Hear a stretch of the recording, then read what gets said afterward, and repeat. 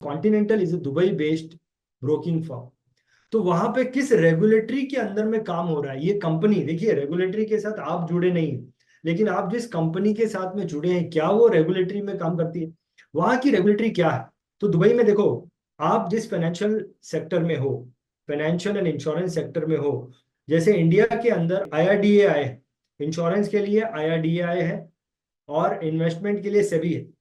वैसे वहां पर इंश्योरेंस के लिए UAE central bank insurance regulation है, ये दुबई का रेगुलेशन है इंश्योरेंस कंपनीज के लिए। UAE central bank insurance regulation, ये रेगुलेशन इंश्योरेंस कंपनी के लिए है। और इंश्योरेंस कंपनी का जितना भी बिजनेस कॉन्टिनेंटल कर रही है उसके लिए उनके पास में UAE central bank insurance regulation का लाइसेंस है। जैसे कि यहाँ पे ब्रोकिंग के लिए हम लोग IRDAI से लाइसेंस लेते हैं, और म्यूचुअल फंड का बिजनेस करने के लिए हम लोग सेबी का लाइसेंस लेते हैं। तो वहां पर सेबी जैसी ऑर्गेनाइजेशन जो है, गवर्नमेंट रेगुलेटरी जो है, वो दुबई फाइनेंशियल सर्विसेज अथॉरिटी है, DFSA बोलते हैं उसको।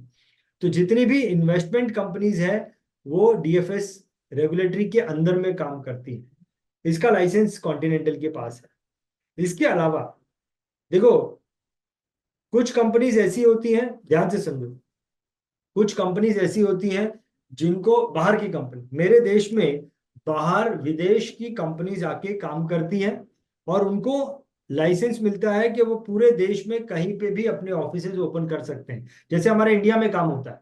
जैसे इंडिया के अंदर सन लाइफ कंपनी है, वो बिरला के साथ में टाइप किया उन्होंने, और पूरे इंडिया में कहीं पे भी वो अपने ऑफिस ओपन कर सकते हैं, ये लाइसेंस है। तो ये किसके दायरे में आता है, तो IRDAI के दायरे में आता है। दुबई में ऐसा एक सिस्टम ऐसा भी है कि भाई आप हमारी कंट्री में आओ, लेकिन पूरे देश में आपको काम ऑफिस ओपन करने की अनुमति नहीं है। ये आपको एक एरिया दिया है, ये पर्टिकुलर एरिया दिया है, इस एरिया में ही आप अपना एक ऑफिस बना सकते हो, और बाकी आपने वर्चुअली काम करना है। आप फिजिकली अपना प्रेजेंस सब जगह पे नहीं रख सकते हो, ठीक है ना। ऐसा जो है इंडिया में भी अभी चालू हो रहा है, उसके लिए इंडिया में बन गई है अहमदाबाद में गिफ्ट सिटी। वहां पे दुनिया की इन्वेस्टमेंट एंड इंश्योरेंस कंपनी आएगी, एक ही ऑफिस होगा, लेकिन वो अपना सब पूरे इंडिया में ऑफिस नहीं बना सकते, गिफ्ट सिटी बन गई इंडिया में, राइट। वैसे ही दुबई में ये तो कल्चर बहुत पहले से चल रहा है।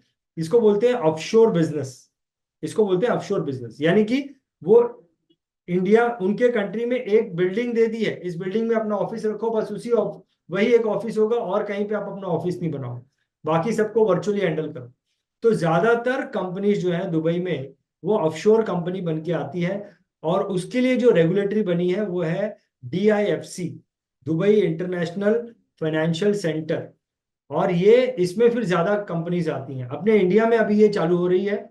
और गिफ्ट सिटी के अंदर आप देखोगे, ये जो इन्वेस्टर ट्रस्ट का मैंने नाम लिया, वो अभी उसका बहुत जल्दी ऑफिस ओपन होने वाला है, कॉन्टिनेंटल का ऑफिस भी वहां पे आ जाएगा।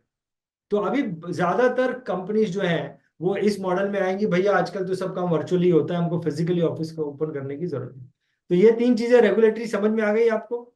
अपने इंडिया में IRDAI है, सेबी है। वैसे वहां पे दो मैंने ऊपर की बताई, तीसरी जो बताई वो इस प्रकार से उनको एक बिल्डिंग बना के दे दी जाती है किसी एरिया में, वहां पे पूरी दुनिया की कंपनीज आके अपना ऑफिस डाल देंगे, राइट। तो आज NJ जो वहां पे गई है वो DIFC के अंदर ही रेगुलेटेड है। NJ जो दुबई में काम कर रही है, उसने जो लाइसेंस लिया है वो DIFC के दायरे में लिया है।